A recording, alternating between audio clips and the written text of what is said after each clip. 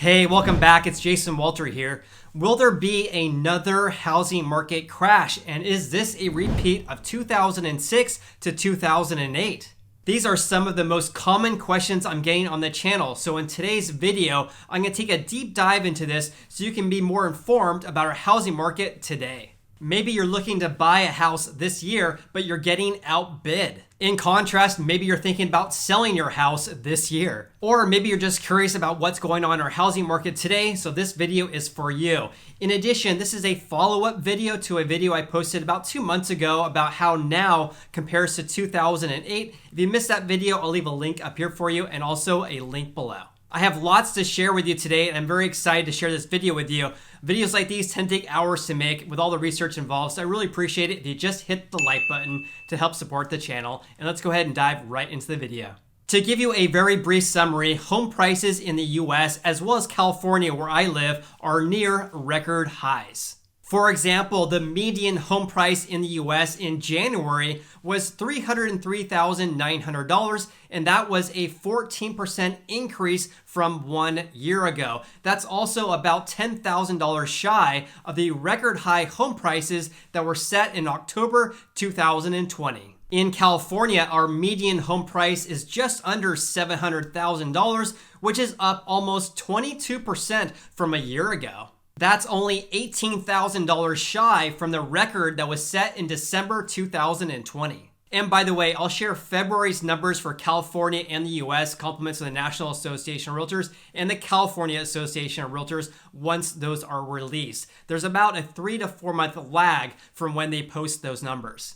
In the meantime, housing inventory is at an all-time record low, yet home sales in the US were almost 24% higher than 1 year ago. In fact, there was already a housing market shortage even before this pandemic began about a year ago.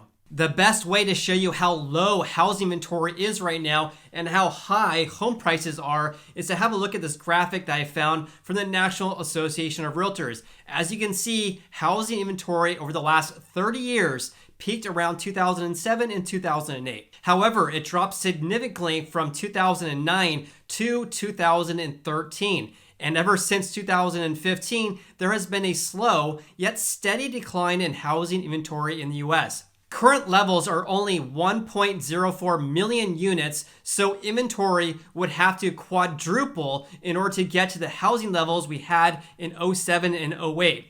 Meanwhile, home prices have skyrocketed 97% in the last 9 years.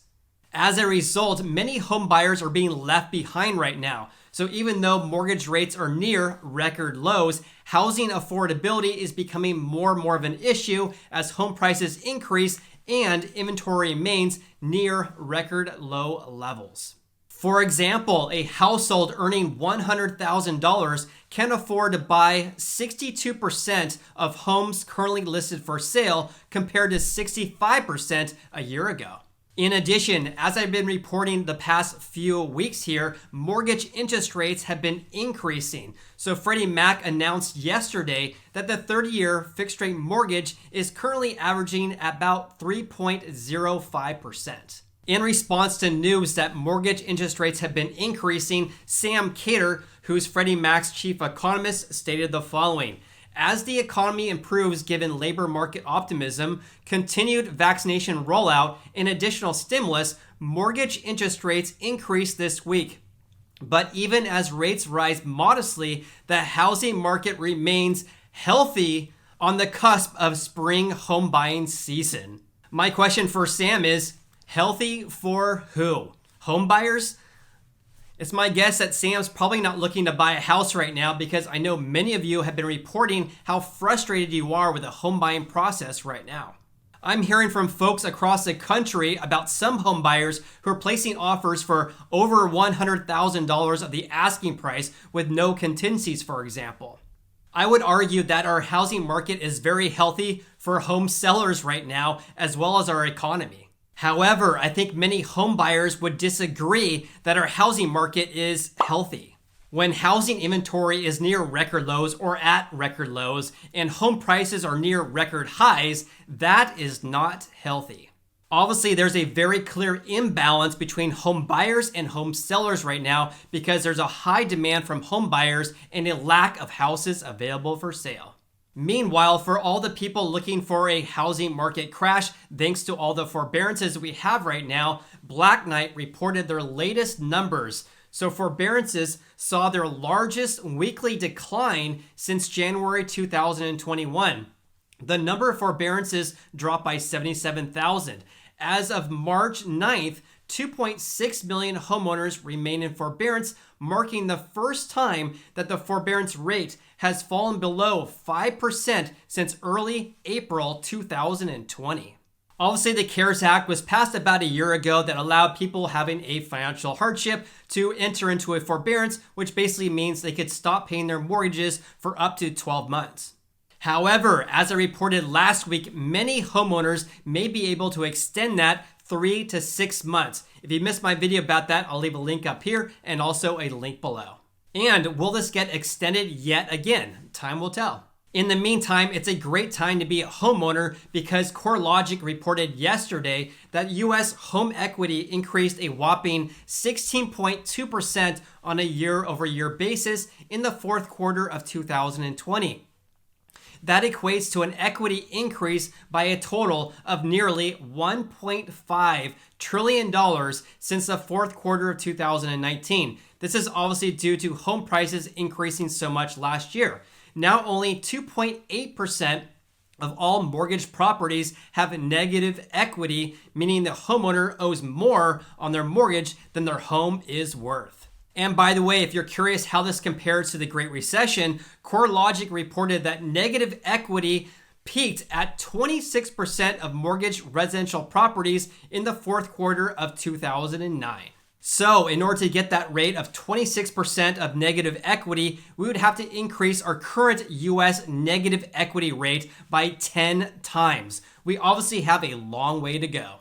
Also, according to CoreLogic, as competition for the dwindling supply of for sale homes drove prices up, average annual homeowner equity gains in the fourth quarter of 2020 reached the highest level since 2013, about 8 years ago. For current owners, these gains have created a buffer against financial difficulties brought on by this pandemic and enabled means for pursuing renovations as people are spending more time at home and making YouTube videos. For the broader market, home equity gains have also reduced the risk of homes falling underwater and pushing distressed sales into the marketplace. And if you're curious which states have the highest negative equity, several states in the Midwest, including North Dakota, Nebraska, Iowa, and Oklahoma, have a higher rate of negative equity, including parts of the Northeast and the South, especially Louisiana. In contrast, here are 10 select metros in the US where their corresponding negative equity share. The San Francisco, Redwood City, South San Francisco area is the least challenged with a negative equity share of all mortgages of only 0.7%, meaning less than 1 out of every 100 mortgages out there is underwater. LA is also very low with a rate of 1%, but Chicago and Miami are over 6 times higher with rates over 6%. If you enjoyed watching this video, please hit the like button. I greatly appreciate that. And also consider subscribing. I post videos about how this pandemic is affecting our housing market, and I love making these videos for you. So I hope you're getting a lot of value out of them. Also, you can follow me on Instagram. I'm Sacramento Realtor. Hope you have an awesome day. I look forward to seeing you on the next video.